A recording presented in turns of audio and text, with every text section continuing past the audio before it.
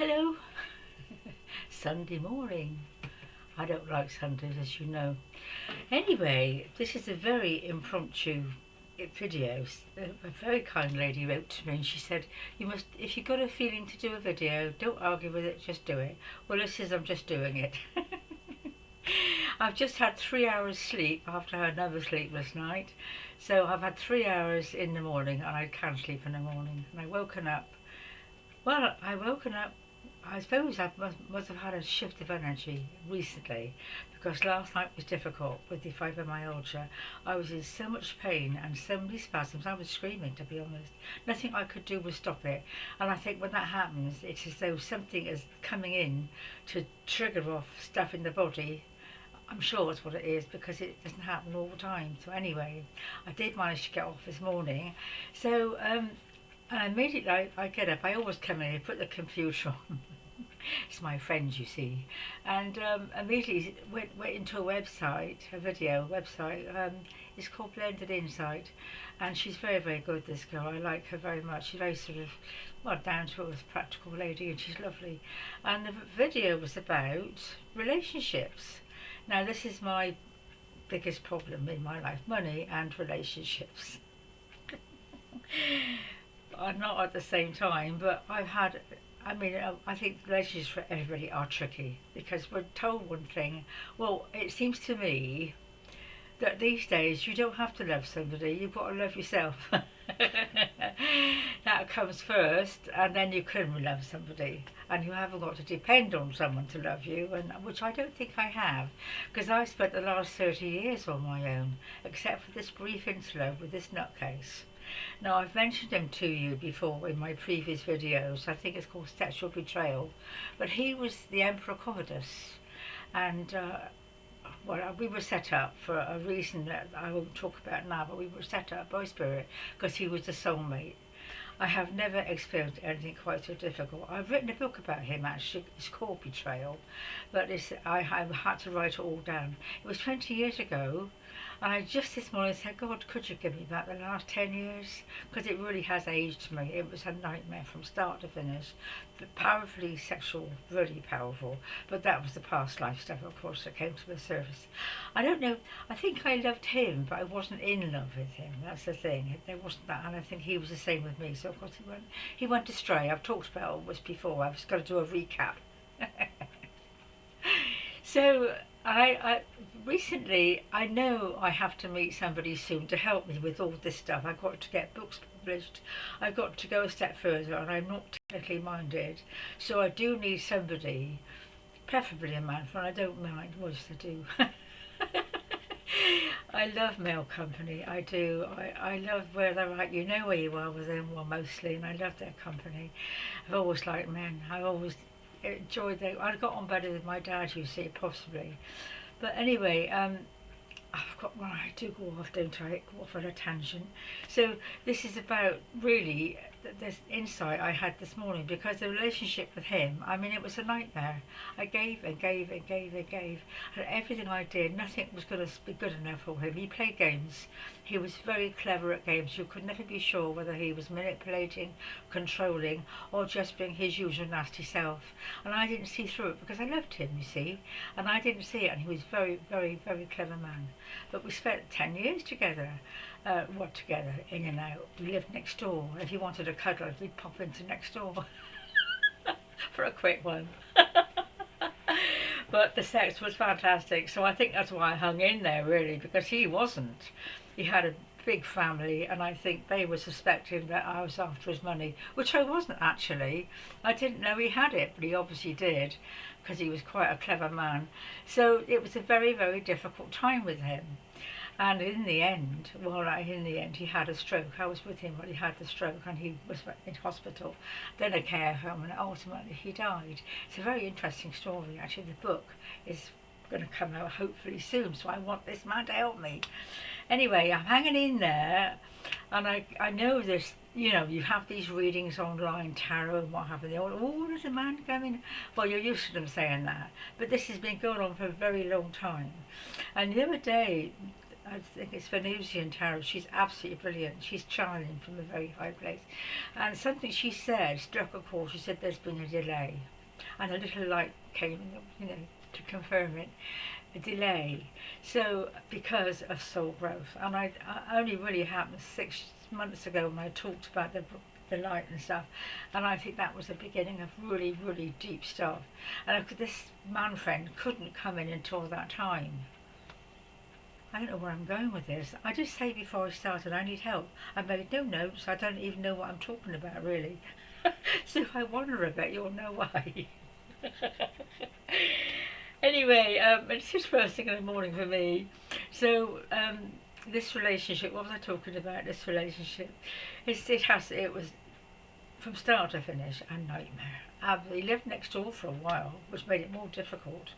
And of course, I was so naive. I still am very naive. It's very hard to be worldly when you're from other planetary systems, isn't it?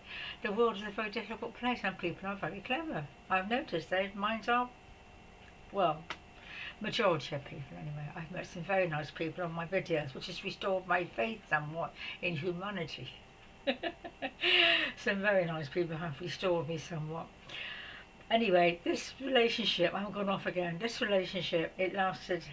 Well, he eventually moved away to another bungalow, and I had a lovely bungalow with cottage with a log fire. I've mentioned this before. And I would get this feeling I had to go to see him. And I used to leave my cottage, not in the middle of the night, but late at night, on my cosy little fire, get into my car and drive 15 miles on very cold, slippery, nasty roads to go to his bungalow. And I would dread it. If I saw, I know once I turned that corner, if his light was off, he was out flusing. And I to this day, I can remember the upset and fear and apprehension I felt if he was out somewhere. And on the way there, I would be saying, how much longer is this going to go on? I was obsessive compulsive, I know that. There was something in our birth charts that was indicating we just weren't allowed to leave each other, not until he died, and then that was a problem.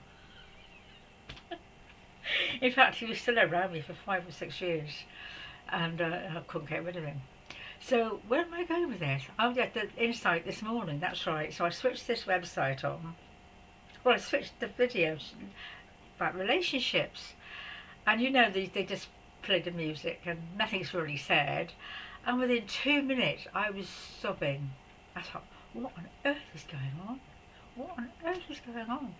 And it lasted quite a few minutes, and I thought, wow, something was clear then. It wasn't about the past or anything, it was just called relationships, either platonic or romantic or even with families. And as you know, I've worked really hard with my daughter, which is another issue. I'm not sure where I am with that. Anyway, this one, I suddenly realised it was like Eureka, the flash, the Uranian flash came to me. I suddenly realised what he was doing. Now, this is 20 years ago. 20 years ago, he died 10 years ago. I met him in 2002. And we had holidays. We went to Malta.